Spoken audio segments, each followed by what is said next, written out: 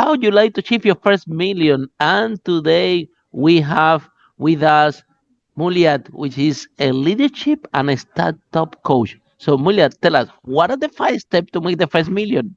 Welcome to Unstoppable Podcast with Harry Sardinas, inspiring conversations with influential millionaires, investors, thought leaders, entrepreneurs who are making a massive difference with their innovative products and services, and sharing the challenges and wisdom of how they sold their first million. Thank you so much, Harry. I'm really happy to be on your podcast. And when we're talking about 5 steps to make your first million, the first thing is to believe in yourself. See it for yourself. Believe that you can make the million. Believe that you deserve it. Be unapologetically accepting of it. Okay? You say it, you dream it, you get it. So the first thing is to shift your mindset. You believe it. This is a target for you. Trust yourself to deserve it, to know that you can have it. Once you have your mindset sorted around you deserving, you having the million, you will then be able to get yourself in the swing to take the action and actually begin to attract the things that are going to make you get there. So the first thing is believe in yourself, believe that you deserve it, and it shall come to you. And when you believe and trust yourself enough, then look into your business. Find a business niche. What do you want to do? Who do you want to serve? Who do you feel, so warm serving? Who are you happy to serve? What is the solution you want to solve for them? Okay, so be clear on what you want to do in your business. Be clear on who you want to serve. Be clear on the problem you want to solve for them. And when you know that, articulate that in a way that's going to resonate with them, and the exchange is just going to happen. That's it. So you believe in yourself, you know your niche, you know your customers, you know the problem they have and how you're going to solve it. And that's step number 2, okay? And step number 3 is remember that there is always the entrepreneurial storm that will come to anybody, everybody at some point, okay? So define your purpose, revisit your purpose time and again. Why are you in this business? Be clear on the reason you're in the business so that when the entrepreneurial storm, when things go up, you go up with it. When things come down, you're fine with it. Resilience, okay? Be resilient because things will not always be the same all through the time. Be resilient, be very, very intentional and understand what your purpose is, and for you to continue your business. That is what's going to keep you grounded when things are tough. Okay, when things are tough. So that's number 4. What you want to do is you then want to apply systems and structures in your business. Okay, there is no business that's going to function well without systems, structures, that's going to allow you to run the business well and make it highly functional and make it one that it's not running you. Because a lot of people go into business, they want to have freedom, they say they want money, they want the lifestyle that they want. But on the other side, when they go there without the right processes, then that business begins to run them rather than them running the business. And then you're in a business, you're still overwhelmed, you're so frustrated, having, a guy as to how you want to make this million. And that is one of the reasons some businesses just fall out, before 1-2 years. Okay, so you need to have the right systems in place. And talking about systems, I'm going to emphasize this. I don't want to add it to the system. The last thing is you want to leverage technology. Okay, this is a big thing now, which is why I'm not adding it to your system. Just leverage technology as much as you can, because it's going to definitely make your systems, make your operations quite seamless, and you're going to be able, and it's going to help you to work smarter rather than working harder.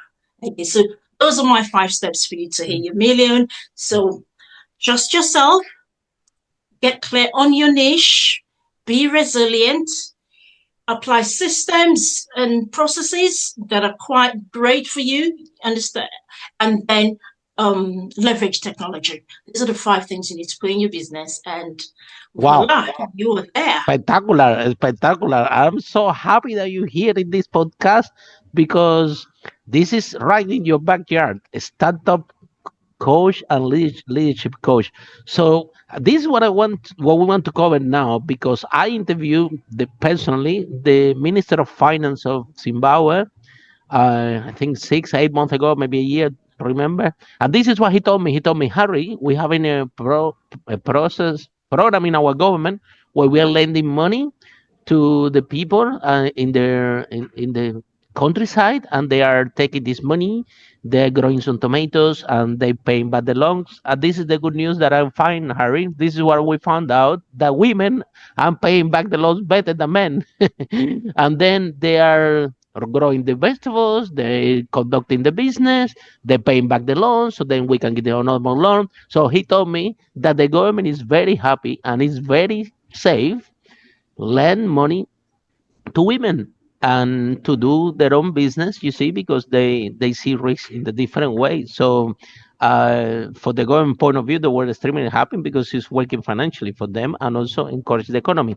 So if that the case, and that's the statistic that is backing up that women are as responsible as men to start a business, to grow a business, why do you think that in UK, where we are based, and all over the world, there is this resistance to get more women entrepreneurs? If you go to the startup world where you are around, you will see that male receive way more funding than women. And if the women is from minorities, Caribbean, another background, still they have less and less opportunity. Why do you think that it's a problem? And what challenge do you face when women from minority come to you and say, look, I want to start my business like everybody else, but you know what? There is 90%, 98% less funding for me available than for the rest of everybody out there.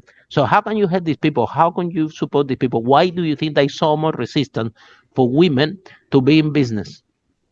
Okay, do you know what? I really love that question because research and statistics have shown us that where you have females as leaders of organizations, leaders of businesses, these businesses thrive massively, right? They really do thrive. Unfortunately, despite the efforts that women are putting into business and to entrepreneurship, you find so many women striving hard to make end meet, within the family. They're hustling, they're doing businesses, they're working 9 to 5. Women are putting a lot of their efforts and strength into the economy, right? But despite that, there is so much resistance, there is so much barriers and hindrances holding women back from making the most of their potential in terms of building businesses and even other aspects of personal and professional development. And what I think is the problem is, one, it's a societal thing. It's a situation whereby the women is not put on the priority list, either by government, by organizations, even Why? within. Why? Which challenge do you have yourself building your own business, In which is my own very business. successful? We're doing very successful, by the way. Yeah. Oh, in So my own what business. happened? Okay. Tell us. Tell us. It was easy Okay. for you? Do you find something in the way? Let me tell you, it wasn't really easy for me. I found a lot of challenges and barriers, creating business. As I mentioned in previously, I've got a number of businesses, let's say 3 businesses, and it took me so long. I believe that if I had had more support, my businesses would have thrived even more than where it is. That's why There are you're a no startup coach now to help other businesses. exactly. There are Same like no me. Same like me. For me, there. it was so hard to do my businesses with nobody around that now Yes, we help people to grow the business. Yeah. to grow their businesses. Tell a You story. know, Tell a story about you growing your business. What was your major setback and how you become this setback? so there was no help for me. And when I tell people, for example, my coaching business started about 13 years ago. And I didn't even start making money in the business until about 5 years into the business. Wow. And that's And the truth. I remained consistent to the point that even some family members were saying to me, why are you wasting your time? What do you get from it? So Why you you don't get find a so job? much, exactly, so much resentment in what are you trying to do? You're never going to make it. It's never going to happen for you. But I just continued to persist and, keep doing what I can do, develop myself, find people I can speak to. I can help you with this. When my friend was, I had a friend at the time who was running a charity for women and young people, and I'll go there and I'll deliver speeches on how they can start their business, on how they can improve themselves and, get themselves out there. And little by little, I started getting people to notice me, to see that I can do things. Other times when the events are on and she has other guests, say from at the time she used to have guests from maybe banks, she used to have guests from some financial companies, even from Google, and then I will speak there. That was how I started to bring myself out and make people know me. I actually ran for it.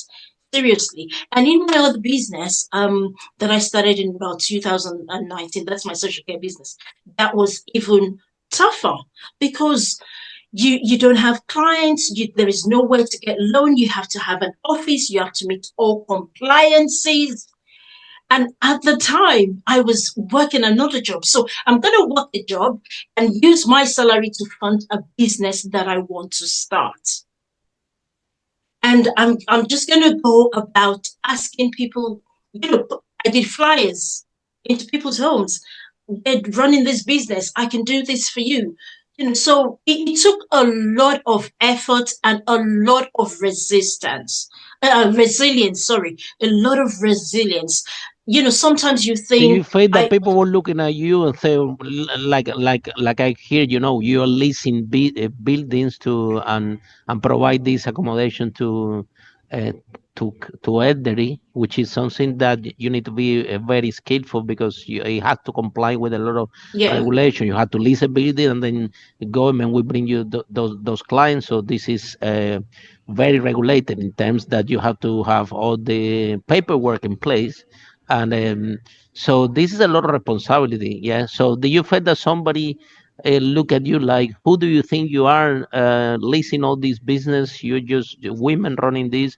Do you feel that you find some resistance, or at the end of the day you were so confident that finally you find the opportunity? Do you receive some help? Because let's talk about also the positive as well. Yeah. I know there Sometimes, is. sometimes someone that is social responsible investor, somebody in the council, in the authority, they say, you know what, let's empower her. And she's from women. She's empowering minority groups. So let's give some contrast. So do you find also help, or Okay, tell us I tell us did, a bit I more? did, I did find help, but that didn't come until about 7 months after Wow. I started business.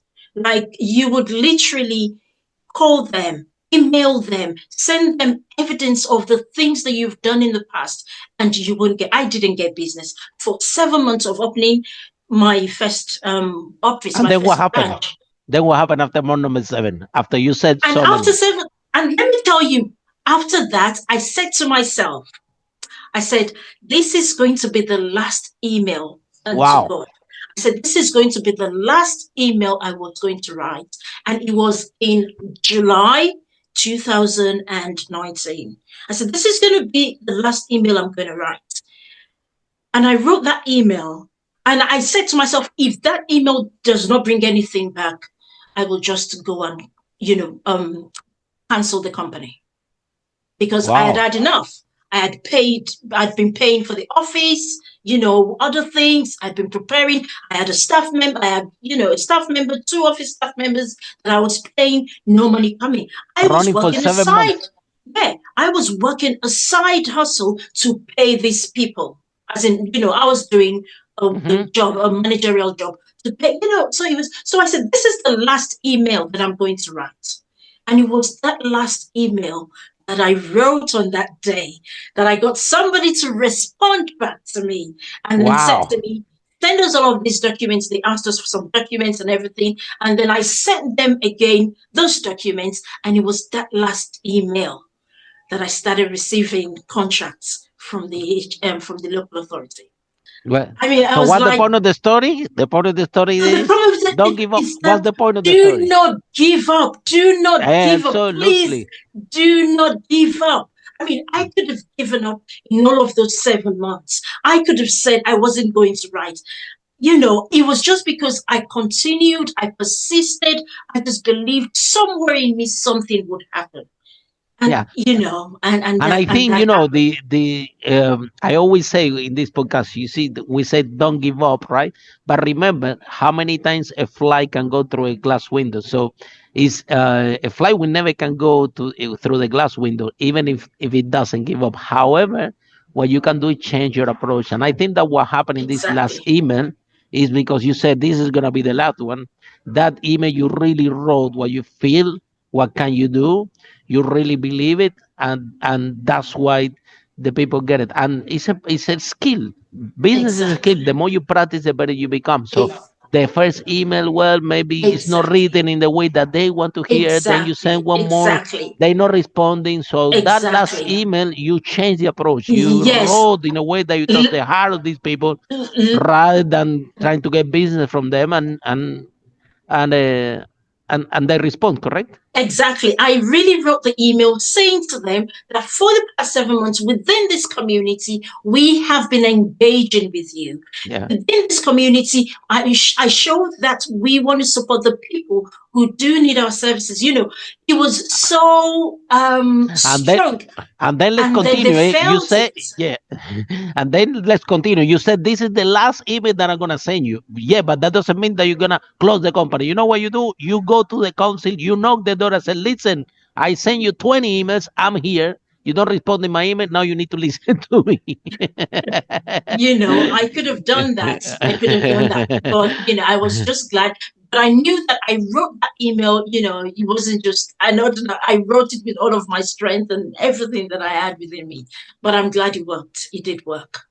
Look, I'm Just so the same happy. way as Mhm. I talked about my social care and my coaching business. Before I started making money, before I started getting clients, even my family members were saying this, and I did not listen to them because I knew that I was going to make it. And much later, after I had started doing events and making money from my my coaching, it's the same people who said to me, "You've been wasting your time." That said to me, "Oh, I know you're a coach. Come and coach me. Come and mentor me. Teach me how to do it." So that is so. For that, I'm telling people, do not make anybody's opinion of you or whatever they say about you make you think of either quitting or giving up. Yes, just as you said, you can change your approach, but please trust yourself, trust your intuition, and just keep going for what you want, because the same people who probably mocked you, the same people who laughed at you, the same people who said to you you're not serious, or Mhm. you're this, you're that, they will come back to you asking Absolutely. you to teach them how Mm. you have done it when you Because I become think I successful. think that I mean there is we always have surrounded the issue. The cause of this is because it's very simple. As entrepreneurs, we are 2% of the population.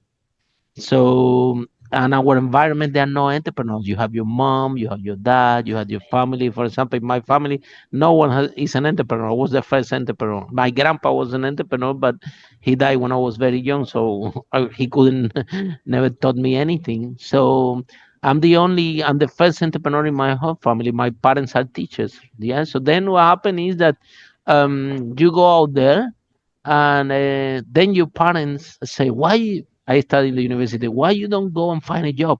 You got a Exactly. degree in university. The dream of my parents was for me to study in the university, get a degree, and find a job.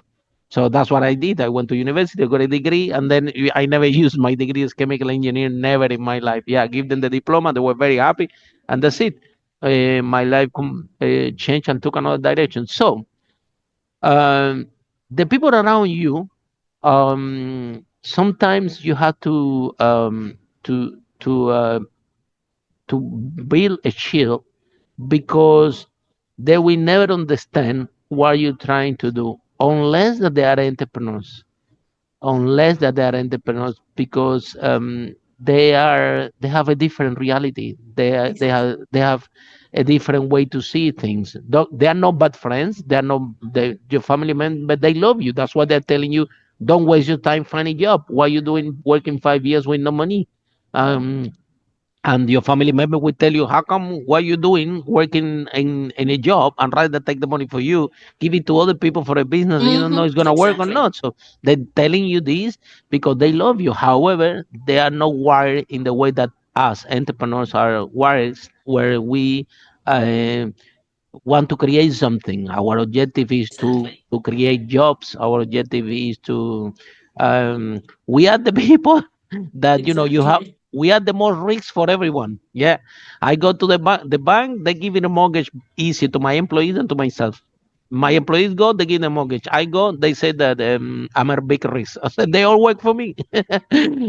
So the whole point is that entrepreneurs, we are the people seen as a society that we are taking a lot of risk, but at the end of the day, we handle we have the capacity to handle and deal with a lot of pressure, 90% more pressure that the people out there, because out there, Yeah. regardless that people say, well, I'm stressed in my job and I cannot cope. Well, you only have a one role job description that you make it accurate, and maybe you have a boss that it doesn't have right leadership skills and give you a little bit of stress.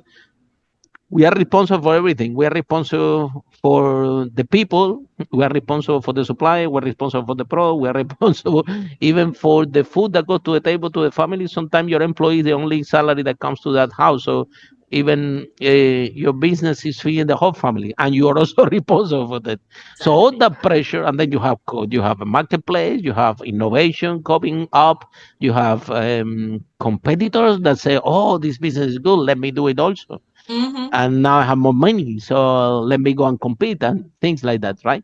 So our we are handling pressure and our reality. So that's why I think that um, stay positive with your family, stay positive with your friends. However, when I started my first business, then I went on with my friends. Uh, Everybody was talking, and then I'm talking about my business, and nobody cares. So I'm realized after I started my first business, like, oh wow, I'm gonna lose all my friends. That I is need new it. friends. Yeah. This I'm not gonna. I won't be able to hang around with these people that longer. Even now I find my friends from university. They all have corporate jobs. They all make a lot of money, and they are my friends for university. I talk to them. Yeah, I play tennis with them. We talk about this, but they talk about the job among themselves, and it's amazing. When I talk about my thing, nobody really cares. They don't understand. They Mm-hmm. don't care. They don't even know what they're doing. They say this Exactly. guy crazy. I don't know what. And so I have them still because they're my friend, and I started to this, and we joke a lot. But still, nobody understand, and they don't even care what I do, or because they have different reality. So, um, where do you find the strength to keep going? Where do you find the strength to say, I can do something better? I know the entrepreneurs, we always have this gene within us that say, I can do it better. I'm really gonna go for it. I'm gonna make that work. Um, but how do you think this gene come from you? Do you have an entrepreneur in your family? Do you read a book that somebody told you you cannot do something? So what was this spark that that made you the successful entrepreneur that you are today? I'm actually surprised about your success. I'm so proud of you. Thank you so much, Harry. Thank you so much. Do you know what? I was a very quiet person. And when I was Wow, in really? the, You don't look yes, quiet to me. thank you. I was a very quiet person. I studied mass communications, which made me go into broadcasting. However, I was a voiceless broadcaster. And what that meant was, whilst I was a radio broadcaster, outside of the studio, the cubicle, once I get out, I can't talk to anyone. As in, I couldn't talk. I was so shy. I didn't even make the most of my broadcasting career because I was a shy one. I was just good behind the microphone. So I never thought I was cut out for entrepreneurship. Not at all. Not until I also was a writer. I used to write a lot. I had a blog. I do poetry. And then whilst I was writing on my blog so many years ago, I then saw something to do with coaching.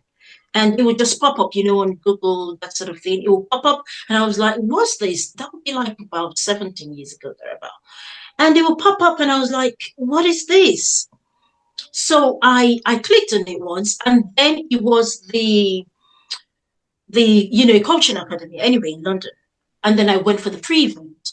And when I went for that free event, I saw people just going on stage. It wasn't too many of us, just going on stage to introduce themselves, to talk about what they did. And remember, I have always been a very shy person. But in that instant, something in me said, I want to do this. I like to do this. And the Wow. atmosphere was so non-judgmental. And that was the first time it's just about going out there and say, this is who I am. This was what I was doing. This is why I came here. And it felt so relieving. And that was how I started going to the events and how I enrolled as a coach. And it was me being a coach Mm. And that this is got where you me find the power, right? there. Exactly. That got Yeah. me into then volunteering for an organization, Aspire, to coach some women in charity and that sort of thing. And that was how I developed. It just brought out everything from inside of me. And I just said, Uh, no, you know what? I'm going to run with, I felt good. I felt great. And since then, I've never looked back. I'm glad. I'm glad that you went for it. And let me add to something like this. We here at the Speakers and Leaders, we help. One of the things that we do is we help everyone to become the fear of public speaking. We have reached over 1 million people online during COVID, and and we train over 10,000 people in life stages all over the world: Singapore, Dubai, London, and this is Peru, Mexico. But this is what we find out. You see, that fear of public speaking. Um this and you know what? There are people that have more fear to be in the microphone, like you were doing. There are people that have more fear to speak in camera than to speak in public. There are people that have more fear to speak in public than speak in camera. Yes. So the thing is, but the whole point is one, which is you empower yourself. And let me tell you what is it. Is that when you're this shy person, that fear of public speaking is the biggest fear that a human being can have. Yeah. And everybody have it. And the reason is very simple, because when you're a kid, yeah, and you go and you speak with strangers, yeah, then what your mom and dad to tell you, hey, Yeah, don't exactly. talk to strangers. This is bad. So now you have this embedded in your unconscious mind, um, that is bad to speak in front of strangers. And probably in the school, we all have. Maybe you say the math teacher asks a question, and then you say wrong, and everybody in the school say boo, or they make a laugh, and then you say, "Oh my God, I will never rise up again in front of anyone." And then you become Thank this you. shy person. But that fear is showing up everywhere. It's showing up in your bank account. It's showing up in your job. It's showing up in your relationship. It's showing up in the millions and the business that you can actually do. But because that fear is there, it doesn't allow you. However, when you went to that event and you had that breakthrough, and you feel that release that you know what, I actually can do it. That's it. The fear went, but didn't went only to for you to say, "Oh, I can speak in public. I can speak in front of strangers." That fear disappear and empower you to go for your dreams. So we really encourage from speakers and leaders, every single one listening, to follow your journey, to go to an event, and to speak in public. And if you don't have an event, we do workshop speakers and leaders. We put you Okay. full time in the stage. And you will have this breakthrough. Now, I Exactly. want You talked about something, sir. I was also bullied in school.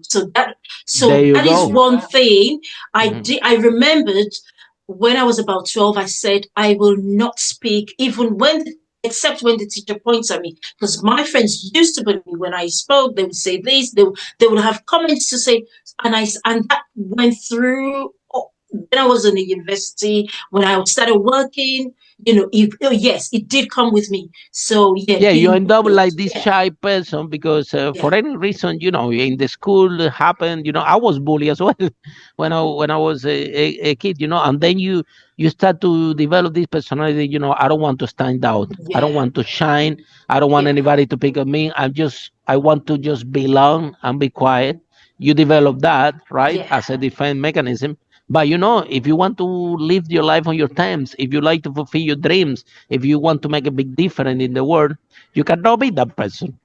exactly. You cannot be part of a community. You have to build and create your own community. You have to become a leader, and that process is we all been there, yeah, and it's difficult to get out. That's why coming my next question, because it's the transition from corporate to entrepreneurship, because we have a lot of people honestly suffering in corporate, suffering in a way that you go to this job because corporate they make sure they pay you very good money, they make you comfortable, and but in the end it's like a golden prison. Yeah, you only can have 4 weeks of holiday. You only can do certain things. You have to cope with your boss either you like it or not.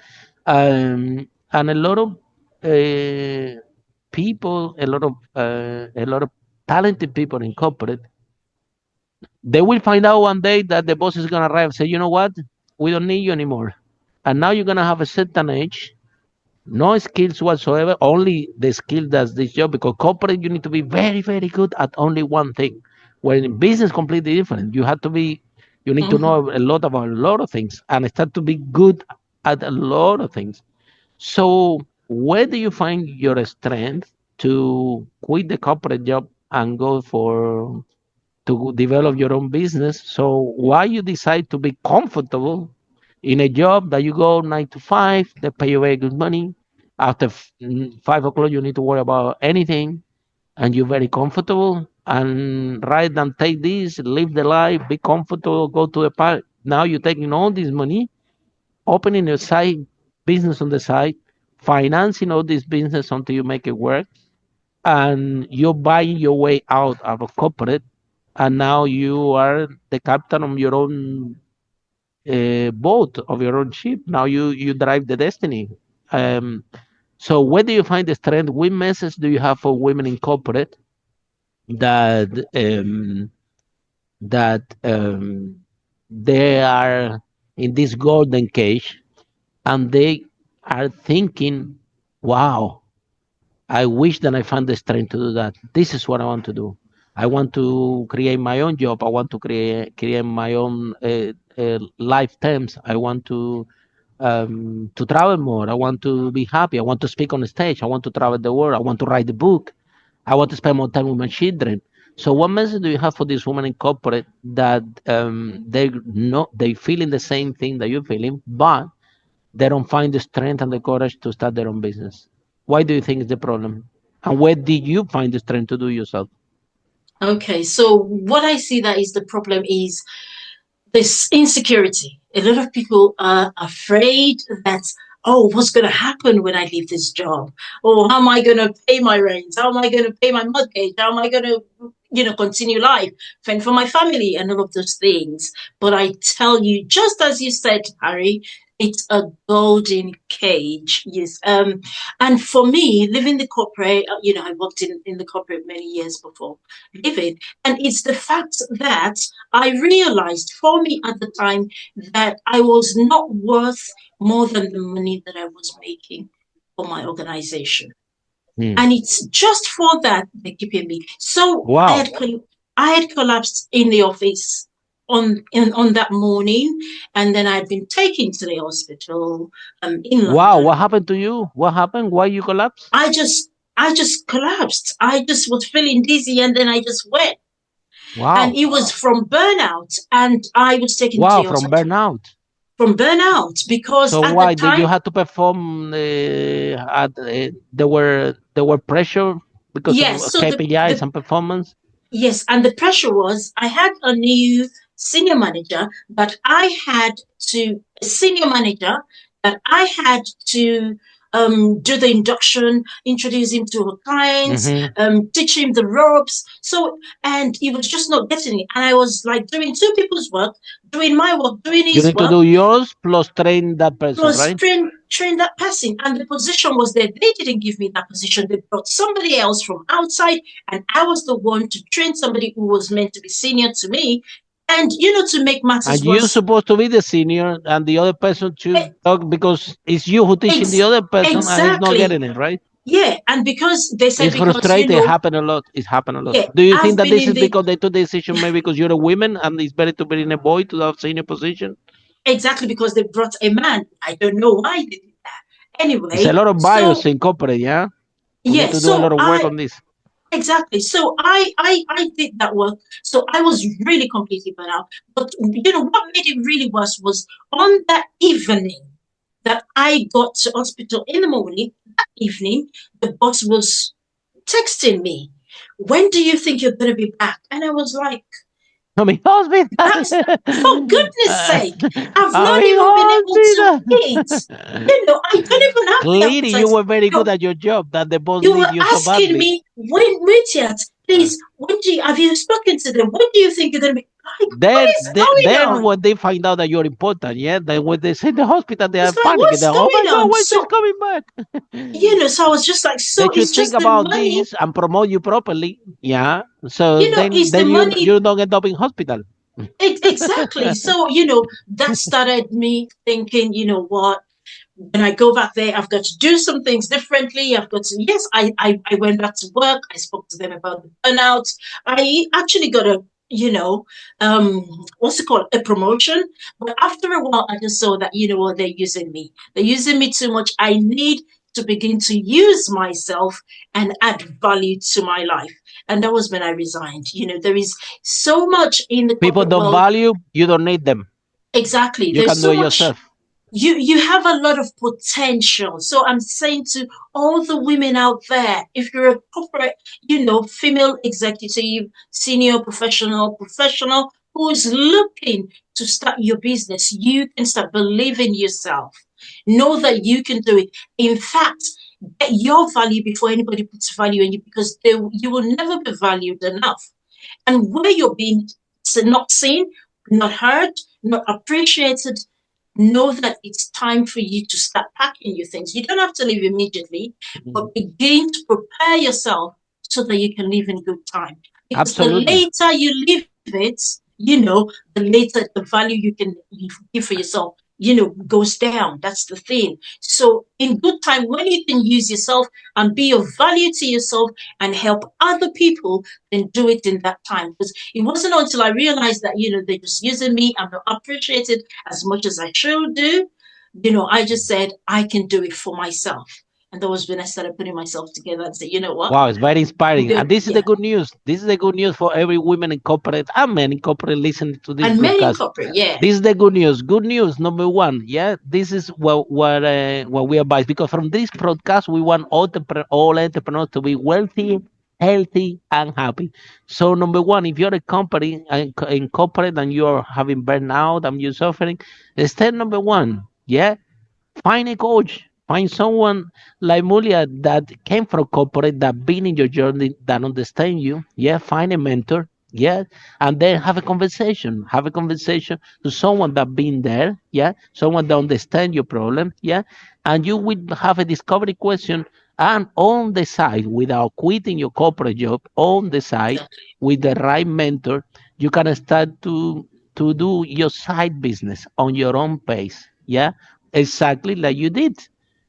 And Exactly. eventually you will find out that sooner or That's it. later this business is gonna make more money than what you're making in corporate. And you Definitely. enjoy this business Definitely. because it's you.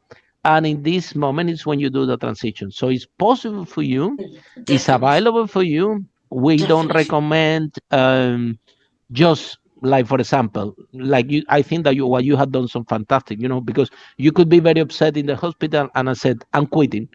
Well, Exactly. it will No, I be very didn't. bad choice, because how Exactly. you gonna start the business, how you gonna Mm-hmm. finance, where you gonna I find the money, Yeah, so I you went have back. to, I went you back. need to go back, you need to go Just back take it and you need to easy. Take it prepare. easy. Yeah. You have to plan it effectively and start little by little on the side, to create your small business. It maybe might not work. Look, in your case, you were very brave. You did it even without a mentor. Yeah, we recommend to have a mentor, someone like you. It's good to have a mentor. Absolutely, because especially a mentor that have been in your shoes, that Oh have been yeah, incorporated. Because if you find no, I find a business coach. Yeah, but you need to, if you're in corporate, I we recommend that find a business coach, yeah, that have been in corporate, right? corporate. And then that the transition. For example, I will be very bad business coach for you because I've been 17 entrepreneur for 17 years. I know. I've never been employed in corporate. You know what I mean? So Exactly. you need to find someone that had been there and understand what your needs, what your problem, what your burnout, and can help you to do this transition um, positively, right? So, and again, don't, in my opinion, don't leave it straight away.